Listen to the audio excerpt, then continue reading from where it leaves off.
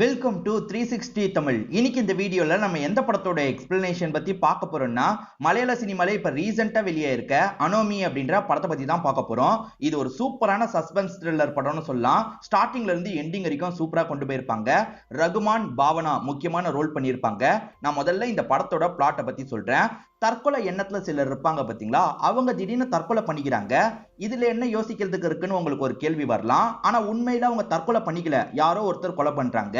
அது ஏன் தற்கொலை எண்ணம் இருக்கிறவங்கள குறி வச்சு கொலை பண்ணிட்டு இருக்காங்கன்ற மாதிரி ஒரு கேள்வி வருது பாத்தீங்களா. ஒரு சைடு ரகுமான் விசாரணை பண்ணிட்டு இருக்காரு, இன்னொரு சைடு பாவனா விசாரணை பண்றாங்க. ஏன்னா பாவனா பர்சனலா பாதிக்கப்பட்டிருப்பாங்க, அதனால விசாரணை பண்ணிட்டு இருக்காங்க. கடைசியில உண்மையான குற்றவாளியை கண்டுபிடிச்சாங்களா இல்லையான்னு சொல்றதுதான் மீதி கதை. நீங்க எதிர்பார்க்காத நிறைய ட்விஸ்ட் அண்ட் டர்ன்ஸ்லாம் இந்த கதையில வச்சிருப்பாங்க, உங்களுக்கு பிடிக்கும். எக்ஸ்பிளனேஷனுக்குள்ள போறதுக்கு முன்னாடி வீடியோக்கு ஒரு லைக் போடுங்க. இந்த எக்ஸ்பிளனேஷன் பிடிச்சிருந்ததுன்னா ஐப்ன்ற ஆப்ஷனை கிளிக் பண்ணி சப்போர்ட் பண்ணுங்க. மேற்கொண்டு பேசி டைம் வேஸ்ட் பண்ணாம நம்ம நேரடியா எக்ஸ்பிளனேஷனுக்குள்ள போயிடலாம். இந்த படத்துல பாவனாவோட பேரு ஜாரா அப்படின்றது. ஜாரா அப்பப்ப தம்பியை பார்த்துப்பாங்க போல. இப்படி தம்பியை பார்க்கிறதுக்கு ஒரு காரணம் இருக்கு, அதெல்லாம் போக போக உங்களுக்கு தெரிய வரும். தம்பி தூங்கிட்டு இருக்கிறத பார்த்தவங்க ஜாகிங்க்கு போலான்ற மாதிரி இங்க இருந்து கிளம்ப ஆரம்பிக்கிறாங்க. ஜாகிங், சைக்கிளிங்லாம் பண்ணுவாங்க போல. அப்ப இவங்களோட பேரண்ட்ஸ் ஞாபகம்லாம் இவங்களுக்கு வருது. இவங்களுக்கும் இவங்களோட தம்பிக்கும் பேரண்ட்ஸ்னா அந்த அளவுக்கு பிடிக்கும். இப்ப பேரண்ட்ஸ் உயிரோட இல்ல போல, அதை நினைச்சுதான் இவங்க பயங்கரமா ஃபீல் பண்ணிட்டு இருக்காங்க. ஆக்சுவலா தம்பி ஓரளவுக்கு வளர்ந்ததுக்கு அப்புறம் இவங்க எல்லாருமே சேர்ந்த மாதிரி கார்ல போயிருப்பாங்க. அப்ப கார் ஆக்சிடென்ட் ஆயிருக்கும். தம்பி தான் அந்த சமயம் காரை ஓட்டி இருப்பாரு. ஆக்சிடென்ட்ல பேரண்ட்ஸ் இறந்து போனதுனால நம்ம தான் அதுக்கு காரணம்ன்ற மாதிரி தம்பி கில்ட்ல இருப்பாரு. அதனால தான் தம்பி எப்பனால தற்கொலை பண்ணிக்கலான்ற எண்ணத்துல இருந்துகிட்டே இருக்காரு போல. தம்பியை பார்த்துக்கிட்டே இருக்கணும், இல்லனா தம்பி ஏதாவது பண்ணிப்பான்ற மாதிரி அடிக்கடி இவங்க கவனிச்சுக்கிட்டே இருப்பாங்க. இப்ப இவங்களுக்கு வேலை விஷயமா கால் வருது, இவங்களுமே கிளம்புறாங்க. இப்ப அப்படியே கட் பண்ணி ஒரு வீட்டை காட்டுறாங்க. வீட்டுல ஒரு பையன் இறந்து போயிருக்கான். ஆக்சுவலா இந்த பையன் கொஞ்ச நாளாவே டிப்ரெஷன்ல இருந்தான் போல. பேரண்ட்ஸுமே இதை பத்தி சொல்லிட்டு இருக்காங்க. லவ் ஃபெயிலியர் மாதிரி ஏதோ நடந்திருக்கு, அதை நினைச்சு டிப்ரெஷன்ல இருந்திருக்கான். திடீர்னு ஒரு நாள் முழுக்க காணாம போயிருக்கான். எங்க போனான்னு தேடிட்டு இருக்கும் போது அவங்களோட வேற ஒரு வீட்டுல அந்த பையன் இறந்த மாதிரி இருக்கான். அதாவது ஏதோ மருந்து சாப்பிட்டு தற்கொலை பண்ணி இறந்து போயிருக்கான் போல. போலீஸுங்க விசாரிக்கிறதுக்காக வந்திருக்காங்க. ஜிப்ரான் அப்படின்ற ஒரு இன்ஸ்பெக்டரும் வந்திருக்காரு. தற்கொலை தானே, பெருசா டீம்லாம் வர வேணான்ற மாதிரி நினைக்கிறாரு. ஆனா ஃபாரன்சிக் டீமை சேர்ந்தவங்க வந்துடுறாங்க. அவங்க ஃபார்மாலிட்டி அவங்க பண்ணட்டும் அப்படின்ற மாதிரி இவருமே பார்த்துட்டு இருக்காரு. ஆக்சுவலா அந்த டீம்ல ஒருத்தங்களா தான் நம்ம ஜாரா இருக்காங்க. அதாவது நம்ம ஹீரோயின் இருக்காங்க பாத்தீங்களா, அந்த டீமை சேர்ந்தவங்களா தான் இருப்பாங்க. இப்ப அந்த இடத்துல ஏதாவது கிடைக்குமா அப்படின்ற மாதிரிலாம் தேடி பார்த்துட்டு இருக்காங்க. ஏற்கனவே போலீஸுங்க இது தற்கொலைன்ற மாதிரி முடிவு எடுத்துட்டாங்கல்ல, இதை பத்தி ஜாராவோட ஆளுங்க ஜாரா கிட்ட சொல்லிட்டு இருக்காங்க. இப்ப ஜாராவும் சில சாம்பிள்லாம் கலெக்ட் பண்ணி எடுத்துக்கிறாங்க. அதே சமயம் பையன் உடம்புல ஏதோ ஒரு ட்ரக் இருக்கிறது உங்களுக்கு தெரிய வருது. என்ன ட்ரக் கலந்திருக்குன்றத நம்ம கண்டுபிடிச்சு ரிப்போர்ட் மாதிரி தந்துடலாம், நம்ம வேலையை நம்ம செஞ்சிடலாம் அப்படின்ற மாதிரி டீம் கிட்ட பேசிட்டு இருக்காங்க. ஜிப்ரான் வெளியே தான் உட்கார்ந்துட்டு இருக்காரு. இவங்களுமே வேலையை முடிச்சுட்டு கிளம்புறாங்க. தம்பி கிட்ட தான் பேசுறாங்க போல. இப்ப அப்படியே கட் பண்ணி தம்பியை காட்டுறாங்க. இவன் பேரு ஜியான் அப்படின்றது. ஜியானை பொறுத்த வரைக்கும் ஃப்ரெண்ட் யார்கிட்டயோ பேசுறான் போல. இப்ப இந்த இடத்தை விட்டு கிளம்பலாம் ஆரம்பிச்சிட்டு இருக்கான். இப்ப அப்படியே கட் பண்ணி அக்கா வீட்டுக்கு வரதை நமக்கு காட்டுறாங்க. என்ன தம்பி கதவை திறக்கிறதுக்கு இவ்வளவு லேட் ஆகுதுன்னு கதவை திறந்தா தம்பி வீட்டுக்குள்ள இல்லன்றது தெரிய வருது. எங்க போனா அப்படின்ற மாதிரி கொஞ்சம் பதட்டப்படுறாங்க. ஏன்னா தம்பி காணாம போனாலே தற்கொலை முடிவு எடுத்துருவானான்ற மாதிரி கொஞ்சம் பதட்டத்துல இருக்காங்க. தம்பிக்கு மெசேஜ் பண்ணலாம், கால் பண்ணலாம்னு பார்த்தா ரெஸ்பான்ஸே வர மாட்டேங்குது. இவங்க மைண்ட் என்னென்னமோ யோசிக்குது. அது என்னன்னா தம்பி மாடியில இருந்து குதிச்சிருவானா அப்படின்ற மாதிரிலாம் யோசிச்சுட்டு இருக்காங்க. அந்த அளவுக்கு இவங்க ரொம்ப பயந்து போயிடுறாங்க.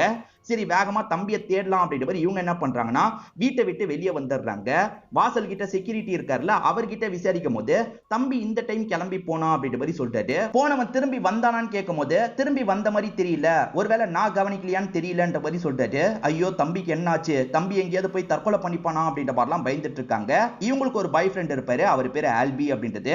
அவரும் டாக்டர் தான் போல. அவருக்கு கால் பண்ணி இவங்களுமே விஷயத்த சொல்றாங்க. அவருமே தேடுறதுக்கு வரேன்னு சொல்றாரு. அந்த டைம் இவங்களுமே தம்பி ஃப்ரெண்ட்ஸுங்க கிட்ட எல்லாம் பேசி பாக்குறாங்க. எல்லாருமே ஒவ்வொன்னு சொல்றாங்க. இங்க இருந்தான் ஆனா போயிட்டான்ற மாதிரிலாம் சொல்றாங்க. எங்க போயிருப்பான் அப்படின்ற மாதிரி இவங்களுமே தேடி அலைஞ்சிட்டு இருக்காங்க. போக போக இவங்களுக்குமே பயம் வர ஆரம்பிக்குது. அதனால இவங்களுமே ஆல்பி கிட்ட நம்ம ஸ்டேஷனுக்கு போய் கம்ப்ளைண்ட் கொடுத்துடலான்ற மாதிரி சொல்லிட்டாங்க. நேரா ஸ்டேஷனுக்கு வந்துடுறாங்க. ஆக்சுவலா தம்பி காணாம போய் ஒரு 3 மணி நேரம் 4 மணி நேரம் தான் ஆகுது. அதுக்குள்ள ஸ்டேஷனுக்கு வந்திருக்கிறதுனால போலீஸ்க்கு ஒண்ணுமே புரியல. அதுக்குள்ள எதுக்காக வந்தீங்கன்னு கேக்குறாரு. இல்ல என் தம்பியோட நிலைமை இப்படி அப்படின்ற மாதிரி இவங்க பதட்டமா பேசிட்டு இருக்காங்க.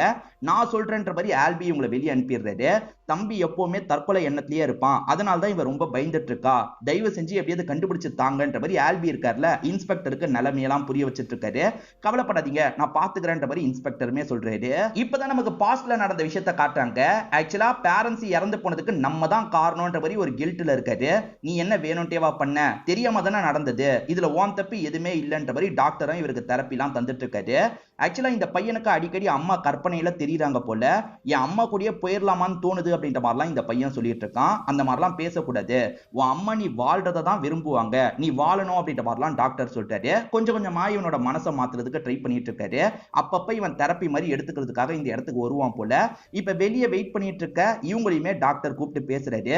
உங்க தம்பி ரொம்ப டிப்ரெஷன்ல இருக்கான், நீங்க அப்பப்ப இவன் மேல ஒரு கண்ணை வச்சுக்கணும், அதே மாதிரி நிறைய இடத்துக்கு வெளியே கூட்டு போங்க, அப்பதான் பெட்டரா ஃபீல் பண்ணுவான்ற மாதிரி சொல்லிட்டாரு. இவங்களுமே பாய் ஃப்ரெண்ட் ஆல்பி கிட்ட இந்த விஷயத்த சொல்றாங்க. ரெண்டு பேருமே சேர்ந்த மாதிரி தம்பியை ட்ரிப்புக்காக வெளியெல்லாம் கூட்டு வராங்க. கொஞ்சம் தம்பியை பீஸ்ஃபுல்லா மாத்தணும்னு நினைக்கிறாங்க. இந்த டைம்ல தான் ஆல்பி இருக்கார்ல ப்ரொபோஸ் பண்றாரு. இவங்களுக்குமே ஆல்பியை பிடிச்சிருக்கு, சரி ஓகேன்ற மாதிரி ஏத்துக்கிறாங்க. இப்ப அக்காக்கு பாய் ஃப்ரெண்ட் கிடைச்சிடறான்ல, இதை நினைச்சு தம்பியும் சந்தோஷப்படுறான். இப்படிதான் இவங்களோட வாழ்க்கை சந்தோஷமா மாற ஆரம்பிச்சிருக்கும். ரொம்ப டிப்ரெஷன்ல இருந்த தம்பி இருந்தான் பாத்தீங்களா, கொஞ்சம் கொஞ்சமா அதுல இருந்து வெளியே வர ஆரம்பிச்சிருப்பான். பரவாயில்ல, தம்பி கிட்ட நல்ல இம்ப்ரூவ்மெண்ட் தெரியுது அப்படின்ற மாதிரி இவங்களுமே பயங்கரமா சந்தோஷப்பட்டிருப்பாங்க. ஆனா இப்ப தம்பி காணாம இருக்கிறத நினைச்சு ரொம்ப ஃபீல் பண்ணிட்டு இருக்காங்க. ஆக்சுவலா தம்பி கிட்ட இருந்து கடைசியா ஒரு வாய்ஸ் நோட் வந்திருக்கும். நான் இந்த கடையில இருந்து தான் கிளம்பி இருக்கேன்ற மாதிரி வாய்ஸ் நோட் வந்திருக்கும். தம்பி இருக்கான்ல, சாரிக்கா நீ கால் பண்ணதை நான் கவனிக்கல, இதோ நான் கிளம்பிக்கிட்டே இருக்கன்ற மாதிரி தான் வாய்ஸ் நோட்டை அனுப்பி வச்சிருப்பான்.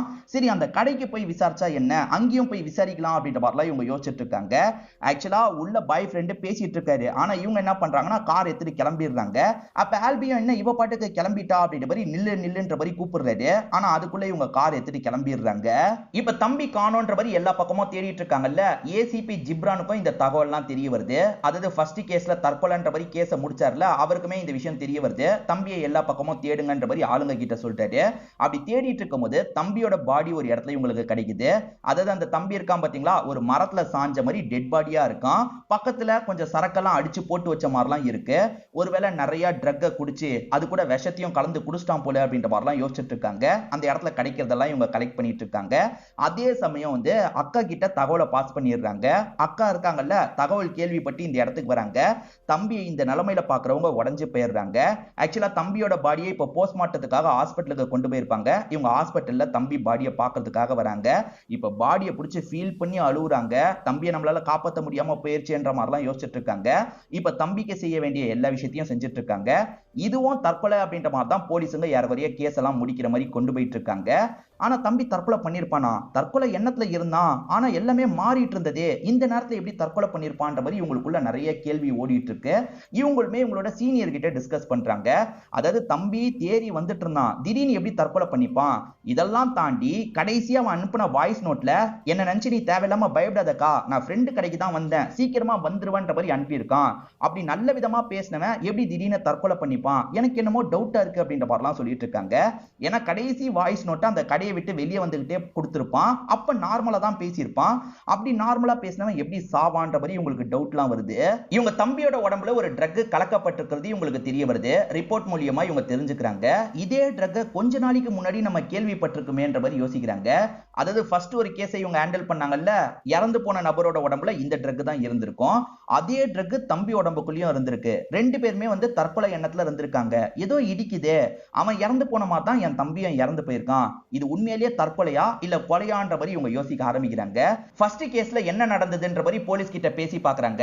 ஃபர்ஸ்ட் இறந்து போனாரு பாத்தீங்களா, அவர் பேர் அருண் அப்படின்றது. அவரை பொறுத்த வரைக்கும் டிப்ரெஷன்ல இருந்திருப்பாரு. வீட்டை சேர்ந்தவங்களே எப்பனாலும் தற்கொலை பண்ணலாம்னு நினைச்சிருப்பாங்க.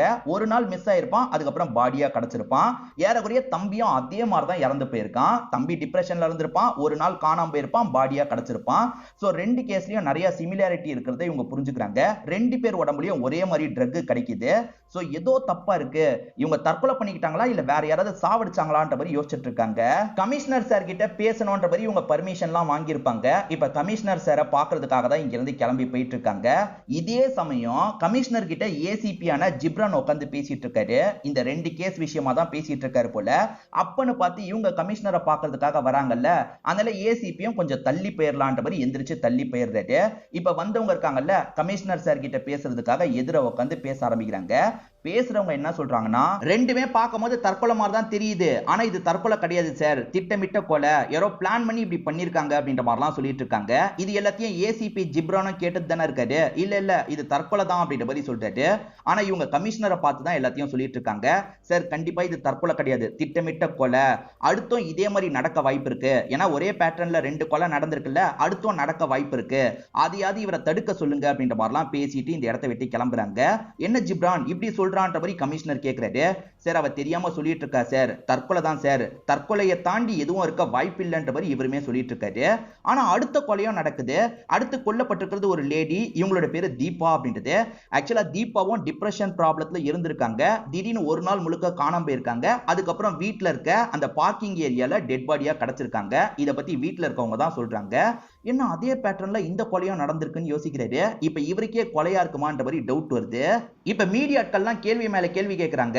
சார் இது தற்கொலையா இல்ல கொலையான்னு கேட்கறாங்க. தற்கொலை மாதிரி தான் தெரியுது, நான் டீடைலா சொல்றேன்ற மாதிரி இவருமே சமாளிச்சுட்டு கிளம்பிடுறாரு. இந்த இடத்துலயும் ஃபாரன்சிக்க கலெக்ட் பண்றதுக்காக நம்ம ஹீரோயின் தானே வராங்க. அவங்களுக்கு இந்த இடத்துலயுமே அந்த ட்ரக் உடம்புல கலந்திருக்கிறது தெரிய வருது. அதே மாதிரி வந்து இது செட்டப் மாதிரியும் தெரிய வருது. அதாவது தற்கொலை மாதிரி செட் பண்ணி வச்சா எப்படி இருக்குமோ அந்த மாதிரிலாம் இவங்களுக்கு தெரிய வருது. கண்டிப்பா இது கொலைதான்ற மாதிரி மீடியாட்கள் கிட்ட இவங்க ஒரு பக்கம் பேசிட்டு இருக்காங்க. 3 ஸ்பாட்லயும் போய் இவங்க செக் பண்ணிருப்பாங்க. 3 ஸ்பாட்லயும் ஒரு பர்டிகுலர் வண்டி வந்துட்டு போயிருக்கிறது இவங்களுக்கு தெரிய வருது. அந்த டயர் மார்க்கோட அச்செல்லாம் இருக்கு பாத்தீங்களா, அதெல்லாம் இவங்க போட்டோ எடுத்து வச்சுக்கிறாங்க. கண்டிப்பா இது கொலைன்ற மாதிரி இவங்க உறுதியா நம்புறாங்க. ஆனா இன்னமும் ஜிப்ரானுக்கு இது கொலையா தற்கொலையான்ற மாதிரி டவுட் இருக்கு. ஆனா இது கொலைன்ற மாதிரி இவங்களுக்கு நிறைய எவிடன்ஸ்லாம் கிடைக்குது. அது என்னன்னா வந்து யாரோ சாவடிச்சிருக்காங்க, அதுக்கப்புறம் இங்க செட் பண்ணி வச்சிருக்காங்கன்றது தெரிய வருது. ஏன்னா கொலை பண்ணது வேற ஒரு இடம், பாடியை இங்க வச்சிருக்காங்க. ஏன்னா 2 மண் அந்த ஸ்பாட்ல கிடைச்சிருக்குன்ற மாதிரி ஒவ்வொரு விஷயமா கண்டுபிடிச்சு இவங்களுமே தெரிஞ்ச நபர்கிட்ட எல்லாத்தையும் ஷேர் பண்றாங்க. இத பத்தி பெரிய ஆள் கிட்ட சொல்லணும், ஏசிபிக்கு மேல இருக்க ஆள் கிட்ட சொல்லணும்ன்ற மாதிரி முடிவெடுத்துறாங்க. இப்ப ஏசிபி அவருமே பேசுறதுக்காக கூப்பிட்டிருக்காரு. ஐயோ அவர் என்ன சொல்ல போறாரோ அப்படின்ற மாதிரி ஏசிபி ஜிப்ரானும் பயந்துட்டு இருக்காரு. அந்த மீட்டிங்க்கு கமிஷனரும் வந்திருக்காரு. இவங்க 2 பேரையும் தாண்டி ஒரு சீனியர் இருப்பார்ல, அந்த சீனியர் இவங்க 2 பேரையும் திட்டுறாரு. என்ன கேஸ் ஹேண்டில் பண்ணிட்டு இருக்கீங்க, தற்கொலையா கொலையான்னு கூடியா உங்களுக்கு தெரியாது, இந்த பொண்ணு தான் நிறைய விஷயத்தை எனக்கு சொல்லியிருக்கான்ற மாதிரி சொல்றாரு. ஏன்னா சாயில் மாறுது, வேற எங்கேயோ சாவடிக்கிறாங்க, பாடி இங்கே கொண்டு வந்து போடுறாங்கன்ற மாதிரிலாம் இவங்க எவிடன்ஸை தந்திருப்பாங்க. ஜிப்ரான் சாரி சார், என் சைட்ல சின்னதா தப்பு நடந்துருச்சு அப்படின்ற மாதிரி சொல்றாரு. எது சின்னதா தப்பு நடந்துருச்சா, தற்கொலையா கொலையான்றதை கூட கண்டுபிடிக்க முடியலன்னா நீலாம் என்ன போலீஸ் அப்படின்ற மாதிரி திட்டுறாரு. இதுக்கப்புறம் நீ ஒன்னும் இந்த கேஸை ஹேண்டில் பண்ண தேவையில்ல, வேற யாருக்கிட்டயாவது தாங்கன்ற மாதிரி கமிஷனர் கிட்ட கோவமா சொல்லிட்டு இருக்காரு. வேற நீ என்னமா கண்டுபிடிச்சிருக்கன்ற மாதிரி இந்த பொண்ணு கிட்ட நிறைய கேட்கிறாரு. இவங்களுமே கண்டுபிடிச்ச சில விஷயங்கள் எல்லாம் சொல்லிட்டு இருக்காங்க. இறந்து போனவங்க அவங்களா ட்ரக் எடுக்கல, அவன் தான் இந்த ட்ரக்கை தந்து அவங்கள சாவடிச்சிருக்கான், அவன் ரொம்ப மோசமானவனா இருக்க வாய்ப்பு இருக்குன்ற மாதிரிலாம் சொல்றாங்க. அப்படியே கட் பண்ணி அந்த மர்ம நபரை நமக்கு காட்டுறாங்க. அவங்க சொல்ற அடையாளத்து கூட இவன் பொருந்தி போயிட்டு இருக்கான். இவன் ரூம் ரொம்ப கிளீனே இல்லாம இருக்கு. அதே மாதிரி நிறைய மருந்தெல்லாம் இவன் வச்சிருக்கான், நிறைய விதமான ட்ரக் எல்லாம் வச்சிருக்கான். இப்ப கூட ஏதோ ஒரு விஷயத்துக்காக அவன் கிளம்பி போற மாதிரி காட்டுறாங்க. ஆனா ஃபேஸை மட்டும் காட்ட மாட்டாங்க. இங்கதான் டைட்டிலும் போடுறாங்க. இந்த ஜிப்ரானுக்கு கொஞ்சம் அசிங்கமா போயிருது இல்ல, இதை நினைச்சு ஃபீல் பண்ணிட்டு இருக்காரு. ஜிப்ரான் சாதாரண ஆபீசர் இல்லன்ற மாதிரி இவர் கூட வேலை பார்த்தவங்க இவரை பத்தின பெருமையான விஷயத்தெல்லாம் சொல்லிட்டு இருக்காங்க. அது என்னன்னா, லோவர் கேஸ்ட் பையன் வந்து ஒரு பொண்ணை லவ் பண்ணுவான். அந்த பொண்ணு வீட்டை சேர்ந்தவங்க அந்த பையனை ஏதாவது பண்ணலான்ற மாதிரி பிளான போட்டுட்டு இருக்காங்க போல. அந்த பொண்ணுமே என் பாய் ஃப்ரெண்ட் இவங்க ஏதாவது பண்ணிருக்க வாய்ப்பு இருக்கு, இப்ப மிஸ்ஸிங்ல இருக்கானா இவங்க தான் ஏதாவது பண்ணிருக்க வாய்ப்பு இருக்கு, கண்டுபிடிச்சு தாங்கன்ற மாதிரிலாம் கேட்டிருப்பாங்க. இவருமே அந்த பொண்ணு கிட்ட கண்டுபிடிச்சு தரேன்னு வாக்கு கொடுத்திருப்பாரு. ஆனா அந்த பையன் ஒரு ஸ்டேஜ்ல பாடியா தான் கிடைச்சிருப்பான். இப்படி நடந்துருச்சு அப்படின்ற மாதிரி அந்த பொண்ணு ரொம்ப ஃபீல் பண்ணிருப்பாங்க. என் குடும்பத்தை சேர்ந்தவங்க தான் பண்ணிருக்க வாய்ப்பு இருக்குன்னு அந்த பொண்ணு சொல்றாங்க. உண்மையாலேயே குடும்பத்துல இருக்க அண்ணன் அப்பாலாம் சேர்ந்து தான் பண்ணிருக்காங்க போல. இதெல்லாம் தெரிஞ்சுக்கிட்ட இவர் இருக்கார்ல, குடும்பத்துல இருக்க யாரையும் விடக்கூடாதுன்ற மாதிரி அவங்க இடத்துக்குள்ள பூந்து அவங்கள அடி அடின்னு அடிச்சிட்டு இருக்காரு. இந்த கேஸ்ட காரணமா வச்சு ஏறக்குறைய ஆணவ கொலை பண்ணிருக்காங்கல்ல, இவங்களெல்லாம் விடக்கூடாதுன்ற மாதிரி எல்லாரையும் போட்டு சம்மடி அடிக்கிறாரு. அந்த அப்பா பையனை பிடிச்சிடுறாரு, அவங்களுக்கான தண்டனையை வாங்கி தராரு. சோ இவர் ரொம்ப நேர்மையான ஆபீசர் அப்படின்றது தெரிய வருது. இந்த கேஸ்ல ஏதோ கொஞ்சம் ஸ்லிப் ஆயிட்டாரு போல. இப்ப நம்ம ஜாராவும் தம்பியை பத்தி சில விஷயங்களை யோசிச்சு பாக்குறாங்க. தம்பி அந்த டிப்ரெஷனை விட்டு வெளியே வரதுக்கு கஷ்டப்படுறாரு. என்னால் தான் பேரண்ட்ஸ் இறந்து போயிட்டாங்கன்னு சொல்றாரு. ஒன்னால இல்ல, அது சாதாரண ஒரு ஆக்சிடென்ட், அதை விட்டு வெளியே வான்னு சொல்றாங்க. இல்லக்கா என்னால வெளியே வர முடியல, நான் செத்து போனா போனாதான் எனக்கு நிம்மதி கிடைக்கும்ன்ற மாதிரிலாம் தம்பி பேசியிருப்பான். அதெல்லாம் யோசிச்சு பார்த்து பிரசன்ட்ல இவங்களுமே ஃபீல் பண்ணிட்டு இருக்காங்க. நீ இந்த கேஸை விட்டு ஒதுங்கிருன்ற மாதிரி ஜிப்ரான் கிட்ட சொன்னாங்கல்ல, அதை நினைச்சுதான் ஜிப்ரான் ஃபீல் பண்ணிட்டு இருக்காரு. அப்பன்னு பார்த்து கமிஷனர் கிட்ட இருந்து கால் வருது. நான் கஷ்டப்பட்டு சீனியர் கிட்ட பேசி 7 நாள் டைம் வாங்கியிருக்கேன். இந்த 7 நாளுக்குள்ள எப்படியாவது கேஸை கிராக் பண்ணிரு, உன் மேல எனக்கு நம்பிக்கை இருக்குன்னு சொல்லிட்டாரு. சார் கண்டிப்பா நான் பிடிச்சிடுறேன் சார் அப்படின்ற மாதிரி இவருமே இந்த இடத்துல கான்பிடென்ட்டா சொல்லிட்டாரு. இப்போ உடனே கிளம்பி ஸ்டேஷனுக்கு வந்துடுறாரு. இப்ப ஸ்டேஷன்ல இருக்கவங்க எல்லாம் பிரிஞ்சு போய் விசாரிக்க சொல்றாரு. எவ்வளவு சீக்கிரமா விசாரிக்க முடியுமோ அவ்வளவு சீக்கிரமா விசாரிங்க, எப்படியாவது இந்த கேஸை நம்ம கிராக் பண்ணோம் அப்படின்ற மாதிரி சொல்றாரு. சார் கண்டிப்பா பண்ணிடலாம்ன்ற மாதிரி டீமை சேர்ந்த எல்லாருமே நம்பிக்கையா பேசிட்டு இருக்காங்க.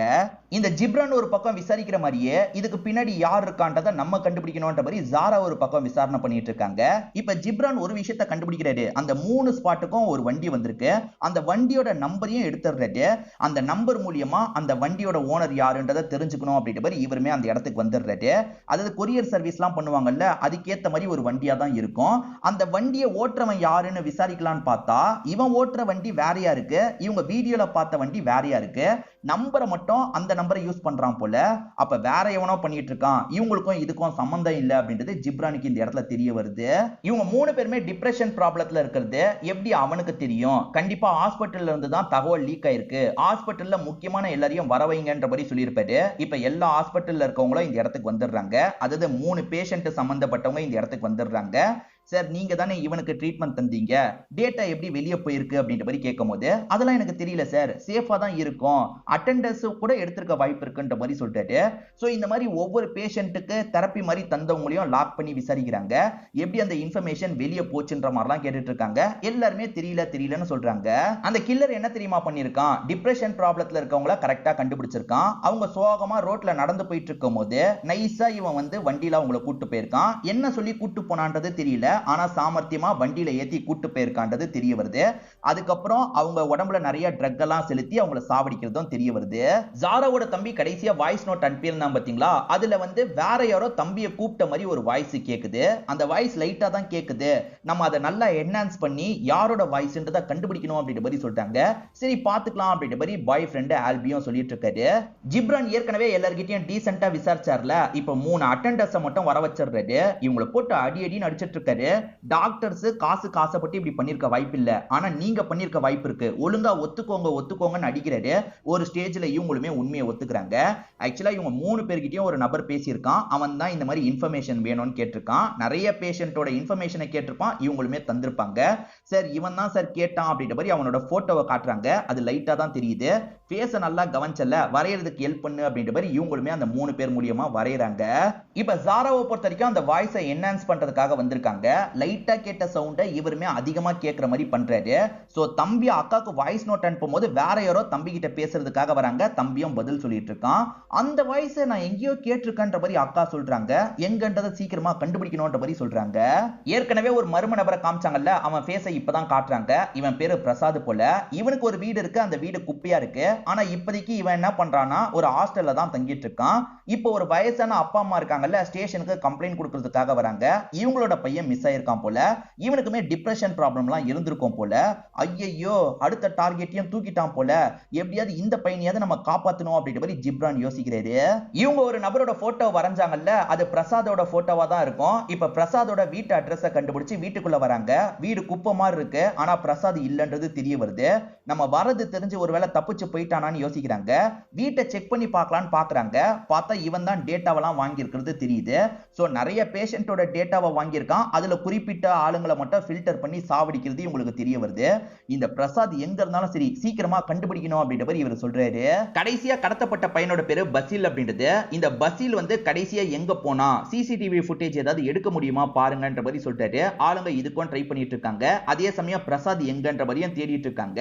அப்பதான் ஸ்டேஷனுக்கே கால் வருது. சார் நீங்க தேடிட்டு இருக்க பிரசாத் இங்க இருக்க ஹாஸ்டல்ல தான் இருக்கான் சார் அப்படின்ற மாதிரி இன்ஃபார்மர் ஒருத்தர் தகவலை கொடுக்குறாரு.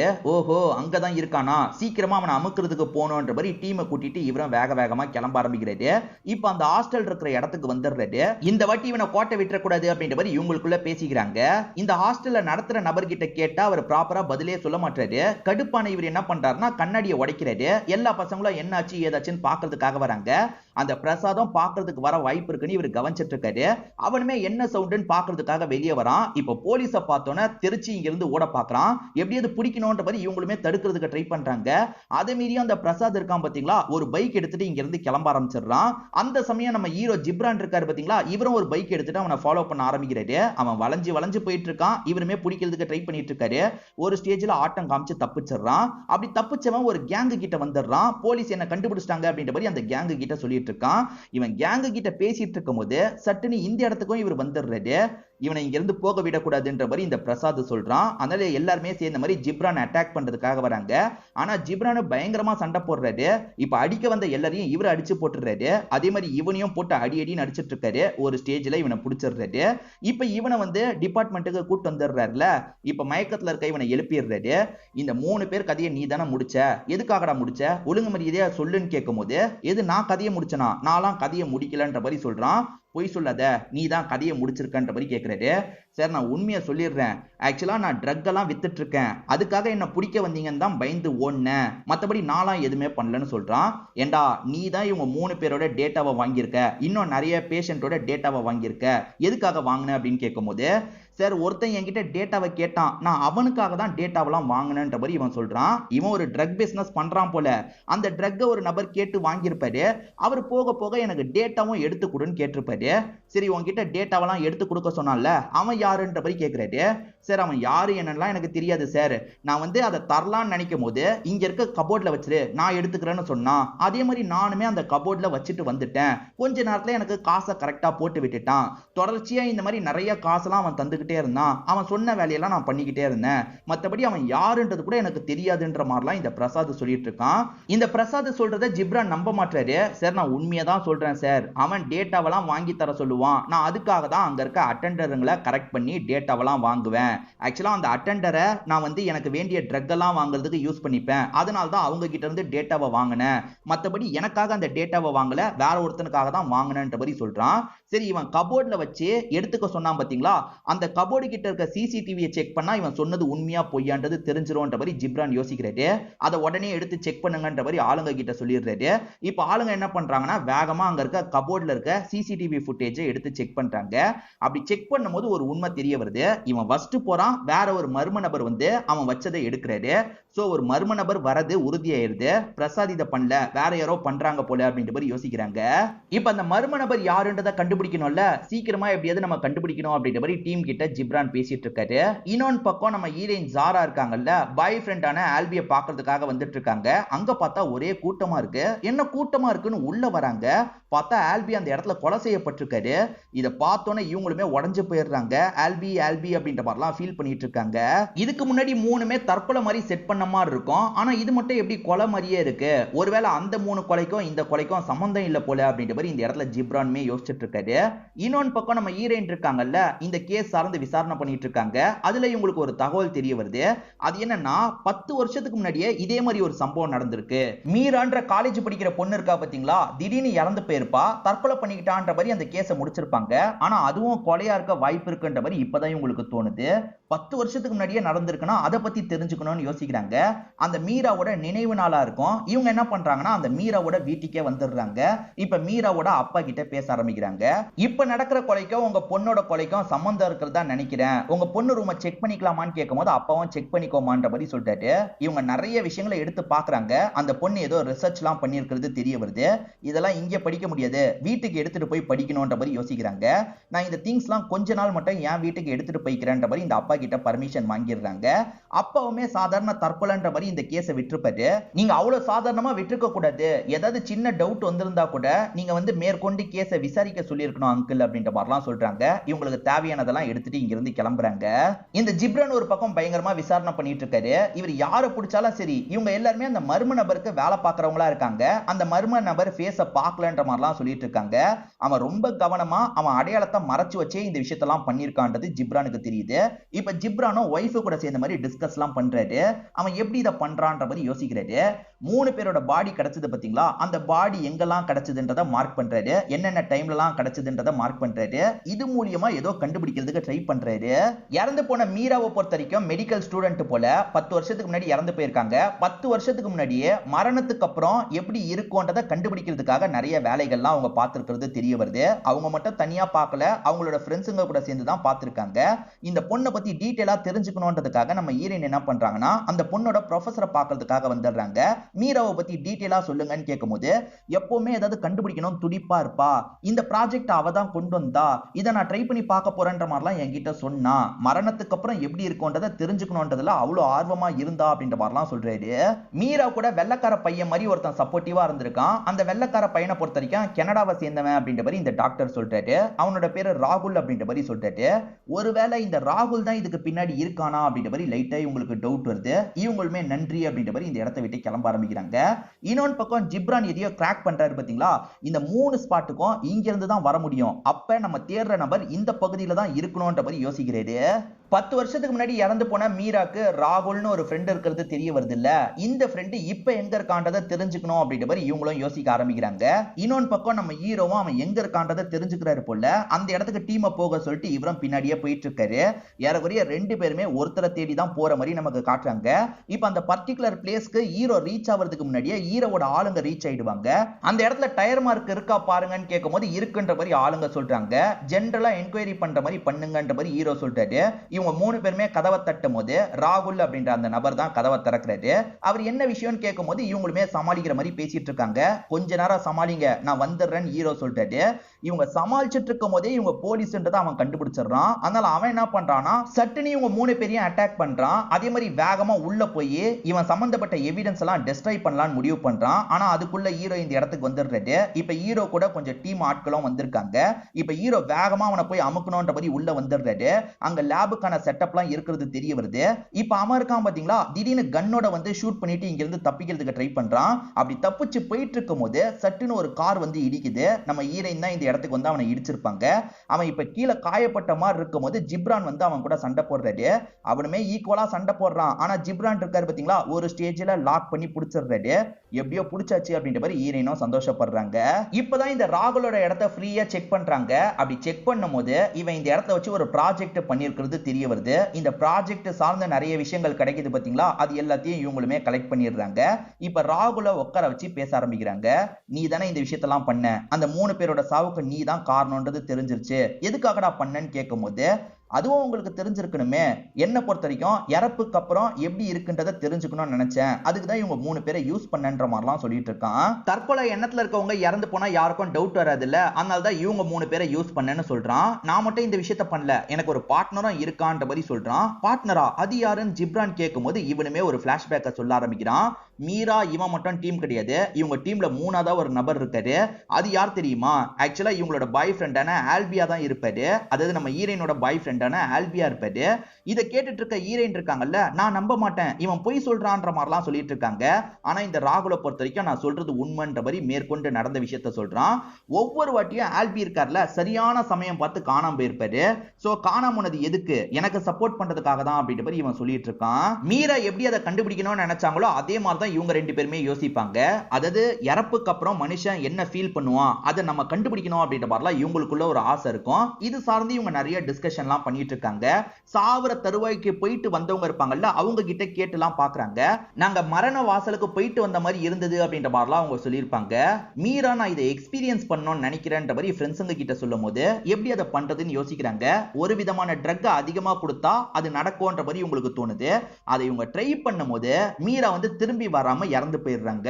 ஐயோ மீரா இறந்து போயிட்டாலே, தற்கொலை பண்ணிக்கிட்டான்ற மாதிரி கொண்டு வந்துடலான்ற மாதிரி இவங்க 2 பேர் சேர்ந்து தான் அதை தற்கொலையா மாத்தி விட்டுருப்பாங்க. ஆனா அந்த ஆசை மட்டும் இவங்களுக்கு அடங்க மாட்டேங்குது. நம்ம ஒரு செட்டப் அமைக்கணும், அந்த செட்டப் அமைச்சு நம்ம இந்த விஷயத்த பண்ணி பார்க்கணும்னு யோசிச்சிருப்பாங்க. செட்டப் அமைக்கிறதுக்கே பல வருஷங்கள் ஓடி போயிருக்கும். இவங்க 2 பேருமே தனித்தனியா வேலையும் பார்க்கறாங்க, மீதி டைம் இந்த ப்ராசஸ பண்ணிட்டு இருக்காங்க. இந்த ப்ராசஸ்ல நம்ம சிலரை யூஸ் பண்ணோம், ஆனா அவங்களால பிரச்சனை வரக்கூடாது. ஏற்கனவே தற்கொலை எண்ணத்துல இருக்கவங்கள நம்ம சூஸ் பண்ணலாம், ஏன்னா அவங்க இறந்து போனா யாருக்கும் பெருசா டவுட் வராது, அவங்களே தற்கொலை பண்ணிக்கிட்டு தான் நினைச்சிருவாங்கன்ற மாதிரி யோசிச்சிருப்பாங்க. அதனால தான் அதுக்கேத்த மாதிரி ஆளுங்களை சூஸ் பண்ணி ஒவ்வொருத்தரையா தூக்கியிருப்பாங்க. சோ தூக்குனதுக்கு அப்புறம் அவங்க உடம்புல அந்த ட்ரக்கை தருவாங்க. ஏன்னா அந்த ட்ரக்கை தந்தா அவங்க சாவுற தருவாய்க்கு போயிட்டு வருவாங்க. அதுக்காக தான் இந்த விஷயத்தை பண்ணிருப்பாங்க. இவனுங்க 2 பேர் தான் விக்டிமுங்களை வண்டியில வந்து தூக்கிட்டு போவாங்க போல. ஆக்சுவலா ஜியானா அக்காக்கு வாய்ஸ் நோட் கொடுத்துட்டு இருக்கும் போதே ஆல்பி அந்த இடத்துக்கு வந்திருப்பாரு. இவன் ஆல்பி கிட்ட பேச ஆரம்பிச்சிருப்பான். ஆல்பியும் பதில் சொல்லியிருப்பாரு. சோ அந்த வாய்ஸ் எனக்கு கேட்ட மாதிரியே இருக்குன்னு ஹீரோயின் சொன்னாங்கல்ல, ஆல்பியோட வாய்ஸ், அதனால தான் கேட்ட மாதிரி ஃபீல் ஆயிருக்கும். இவனுங்க டார்கெட்டை புடிச்சிட்டாங்கன்னா நிறைய மாத்திரையை போட வச்சிருவாங்க. அவங்க சாவர ஸ்டேஜுக்கு போயிட்டு இருக்காங்கல்ல, அதெல்லாம் நம்ம பார்க்கலான்ற மாதிரி யோசிப்பாங்க. அதுதான் அவங்க என்னெல்லாம் ஃபீல் பண்றாங்களோ அதெல்லாம் விஷுவலா இவங்க பார்க்குற மாதிரி ஏற்பாடுலாம் பண்ணி வச்சிருப்பாங்க. சாவர தருவாய்க்கு போயிட்டு இருக்கும் போது அவங்க மரண வாசல் அப்படின்ற மாதிரி ஒரு இடத்துக்கு போயிடுறாங்க. அதாவது வந்து இந்த உலகத்தை விட்டே போயிடுறாங்க. ஏற்கனவே இறந்து போனவங்களெல்லாம் பார்க்குற மாதிரி அவங்களுக்கு ஃபீல் ஆகுது. அவங்க என்னெல்லாம் ஃபீல் பண்றாங்களோ அது எல்லாத்தையுமே இவங்களுமே பார்த்துட்டு இருக்காங்க. ரொம்ப வித்தியாசமா இருக்கு. இந்த ஜியான் சாவர மாதிரி போயிட்டு இருந்தான் பாத்தீங்களா, அப்ப அம்மாவை அந்த இடத்துல வச்சு பார்க்கறான். அம்மா என்ன மன்னிச்சிருங்கம்மா அப்படின்ற மாதிரிலாம் சொல்றான். பரவாயில்ல இருக்கட்டும் அப்படின்ற மாதிரி அம்மாவும் கட்டி பிடிச்சு அழுதுட்டு இருக்காங்க. இந்த மாதிரிலாம் அவன் ஃபீல் பண்றான் போல. அது எல்லாத்தையும் இவங்க பார்த்துட்டு இருக்காங்க. பரவாயில்ல, நம்ம எக்ஸ்பெரிமெண்ட் சரியா தான் போயிட்டு இருக்கு, இதை வச்சு நம்ம வேற ஏதாவது பண்ணணும் அப்படின்ற மாதிரிலாம் இவங்க 2 பேர் பிளான போடுறாங்க. இவங்க வேலை முடிஞ்சிருச்சுன்னு வச்சுக்கோங்களேன், பாடியை கொண்டு வந்து எங்கேயாவது செட் பண்ணி வச்சிருவாங்க. இதுதான் நாங்க பண்ணிட்டு இருந்தோம் அப்படின்ற மாதிரிலாம் இந்த ராகுல் சொல்லிட்டு இருக்கான். சரி, எதுக்காகடா உன் பார்ட்னரை சாவடிச்சன்ற மாதிரி ஜிப்ரான் கேக்குறாரு. எது என் பார்ட்னரை நான் சாவடிச்சனா? நான்லாம் அவனை சாவடிக்கல அப்படின்ற மாதிரி இந்த ராகுல்மே சொல்றான். இப்பதான் நம்ம ஹீரோயின் வில்லத்தனமா ஒரு லுக் வெட்டுற மாதிரி காட்டுறாங்க. இப்ப ஹீரோயின் சம்பந்தப்பட்ட ஒரு பிளாஷ்பேக்கை காட்டுறாங்க. ஆக்சுவலா ஹீரோயின் திரும்ப திரும்ப அந்த வாய்ஸை கேட்கும் போது இது ஆல்பியோட வாய்ஸ்ன்றது தெரிஞ்சிருது. ஆனா ஆல்பி கிட்ட இதை காமிச்சுக்க மாட்டாங்க. ஆல்பிக்கே தெரியாம இவரோட கைரேகையை எடுத்து செக் பண்றாங்க. அந்த ஸ்பாட்லயே இந்த கைரேகை கிடைச்சிருக்கும். சோ ஆல்பி தான் இதுக்கு பின்னாடி இருக்கான்றதை இவங்க கண்டுபிடிச்சிருப்பாங்க. நம்ம தம்பி அநியாயத்துக்கு சாவடிச்சிட்டானே, இவனை விடக்கூடாதுன்ற மாதிரி நினைச்சிருப்பாங்க. ஆல்பி இவங்க கிட்ட நல்லவ மாதிரி நடிச்சு தம்பியை பலி கொடுத்திருப்பான். இதெல்லாம் தெரிஞ்சுக்கிட்ட இவங்களுமே பயங்கரமா கோவப்படுறாங்க. இவனை விடக்கூடாது அப்படின்ற மாதிரி யோசிச்சிருப்பாங்க. ஏன்னா இவங்க ஏற்கனவே மீராவோட அப்பா கிட்ட பேசும்போது இவனுமே ஒரு ஃப்ரெண்டுன்றது தெரிய வந்திருக்கும். அதனால இவன் கதையை இவங்க தான் முடிச்சிருப்பாங்க. ஆல்பியை நான் கொலை பண்ணலன்ற மாதிரி ராகுல் சொல்றான்ல, அப்ப யாரு கொன்றுப்பான்ற மாதிரி ஜிப்ரான் ஒய்ஃப் கேக்குறாங்க. வேற யாரு? கண்டிப்பா அந்த சாரா தான் கொலை பண்ணிருப்பா அப்படின்ற மாதிரி சொல்லிட்டு, அதாவது இவங்க தானே பாய் ஃப்ரெண்ட கொலை பண்ணாங்க, அதை இந்த ஜிப்ரான் கெஸ் பண்ணிட்டாருன்ற மாதிரி நமக்கு காட்டுறாங்க. கேஸ் நடந்துட்டு இருந்ததுனால தம்பியோட பூனையை இவ்வளவு நாள் ஜிப்ரான் தான் வச்சிருப்பாரு. இப்ப அக்கா கிட்ட ஒப்படைக்கலான்ற மாதிரி ஜாரா கிட்ட ஒப்படைச்சிட்டு இருக்காரு. நீ தான் இதை பண்ணன்றது எனக்கு தெரியும்ன்ற மாதிரி பார்வையிலேயே சொல்லிட்டாரு. ஆனா ஜாராவை பொறுத்த வரைக்கும் நம்ம பண்ணதை இவர் கண்டுபிடிக்கலன்ற மாதிரிலாம் நினைச்சிட்டு இருக்காங்க. இவர்கிட்ட பூனையை வாங்கிட்டு கிளம்புறாங்க. இவங்க தான் பண்ணிருக்காங்கன்னு ஜிப்ரானுக்கு தெரியுது. ஆனா ஜிப்ரான் எந்த ஒரு ஆக்ஷனும் எடுக்க விரும்பலன்ற மாதிரி நமக்கு காட்டுறாங்க. இப்ப தம்பியும் இழந்துட்டாங்க. அதே மாதிரி தம்பியை கொன்னதுக்காக பாய் ஃப்ரெண்டை கொன்னுட்டு இதை நினைச்சு கில்ட்ல இவங்க ஃபீல் பண்ணிக்கிட்டே போயிட்டு இருக்காங்க. இதோடயே இந்த படத்தோட கதையை முடிக்கிறாங்க. இந்த படத்துல வந்த ட்விஸ்ட் அண்ட் டர்ன்ஸ்லாம் கண்டிப்பா உங்களுக்கு பிடிச்சிருக்கும்னு நம்புறேன். இந்த வீடியோ உங்களுக்கு பிடிச்சிருந்ததுன்னா லைக் பண்ணுங்க, கமெண்ட் பண்ணுங்க, மறக்காம 360 தமிழ் சேனலை சப்ஸ்கிரைப் பண்ணுங்க. தொடர்ச்சியா இந்த மாதிரி வீடியோக்கள் வந்துகிட்டே தான் இருக்கும்.